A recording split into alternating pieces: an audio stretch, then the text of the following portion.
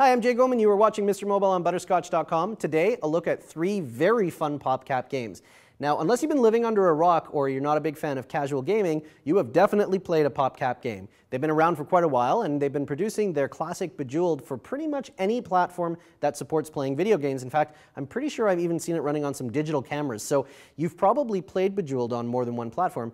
In fact, you've probably bought Bejeweled on more than one platform because they've made about $1 trillion from it by releasing it on every new thing that comes out, which means that people who buy that new thing have to buy the game again. It's sort of like how the record industry has made you buy the same album on vinyl and then on 8-track and then cassette and then on CD and now for your iPhone.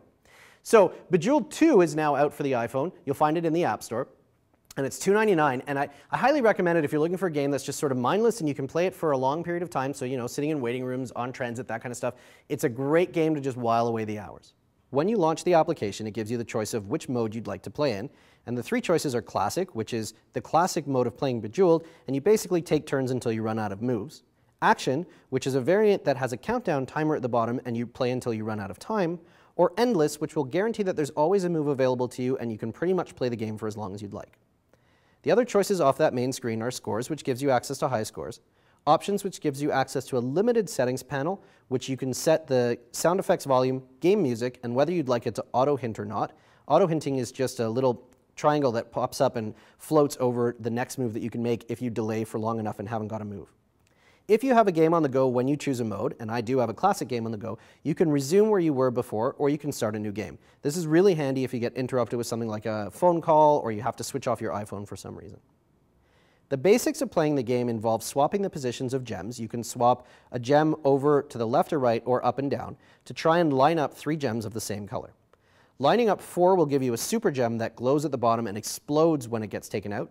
Lining up 5 or more will give you a gem that actually can be swapped for any color of other gems. If you get stuck at any time, hit the hint button at the bottom and it will show you a move that you can make. And when you level up, you'll see that you get a score increase and you can just basically keep playing the game until you run out of moves in classic mode.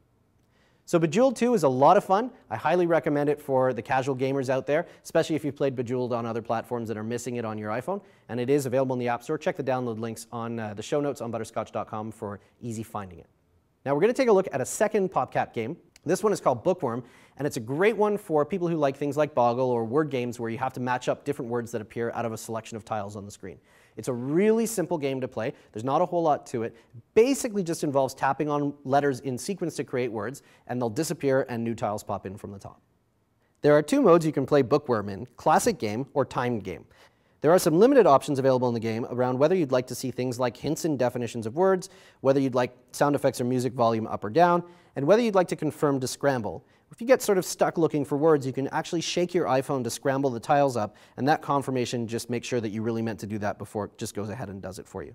If you've got a game in progress, and I do have a classic game in progress here, you'll see a little saved game ribbon to remind you that you had a game going, and when you open it up, you have the choice of starting a new game or continuing, much the same way that you do in Bejeweled 2. Making words is as simple as tapping on the letters in the right sequence, and you'll see them appear at the top of the screen as you start going through. You need to make words that are 3 letters or longer, and they need to be recognized words, or Bookworm won't let you actually complete them. When you've got a word up on your screen that you'd like to complete, you can tap on the white area at the top where the Bookworm is telling you the word, or you can double tap on the last tile that you tapped on, and the word will complete and new tiles will come in from the top. Look out for the burning tiles. If they burn their way down to the bottom of the board, your game is actually over. So you want to try and use those tiles up as quickly as you can. And you want to avoid getting burning tiles, if possible, by spelling longer words. The shorter words that you spell, the more burning tiles you'll see. Anytime you see a green tile, you should definitely use it because it gives you a bonus in completing a word that involves it. It doesn't matter where it is in the word. So use them up when possible. And they don't actually disappear, so there's not a big rush, but you want to use them before they fall out the bottom of the screen.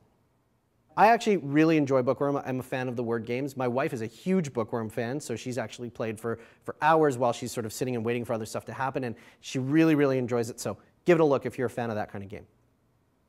Now, the last game we're going to take a look at today is by far my favorite of the 3. It's called Peggle, and if you've ever seen a Japanese game called Pachinko, or maybe you've actually seen the Price is Right game where they sort of drop things from the top and it bounces down on all the pegs, then you're familiar with the general concept of this game. The difference here is that the pegs actually disappear after you shoot them with the little ball, and so the goal is to try and clear the screen out, and there are different color pegs that mean different things. Peggle only runs in landscape mode, so you'll have to turn your phone to the side when you want to play it. And it's got a real sense of humor, as you can tell by the unicorn that appears on the main screen here, and on some of the other characters that appear as you're going through the game. Tap on one of the modes to get started. I'm going to tap on Adventure mode here.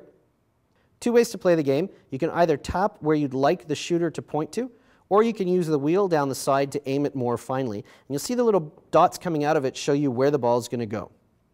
When you've got it aimed where you'd like, tap on the fire button, and your ball will shoot out and go and bounce through all of the pegs, lighting up the ones that it hits, which will disappear when the ball falls out the bottom. The little thing going side to side across the bottom of the screen will actually give you your ball back if you manage to land it in there. The goal here is to clear the screen without running out of balls. So you'll note down the left side, I've got a number of balls remaining now, and that little stack of balls goes down every time I shoot one. If I run out of balls before I finish the level, game over. Clearing a stage will give you a bonus score, calculated by the bar on the right side. You'll see that there are markings for a 2 multiplier, 3, 5, and 10. You'll also see receptacles that appear across the bottom, and the final ball will bounce into one of them, which will give you an additional bonus of 10, 50, or 100,000 points.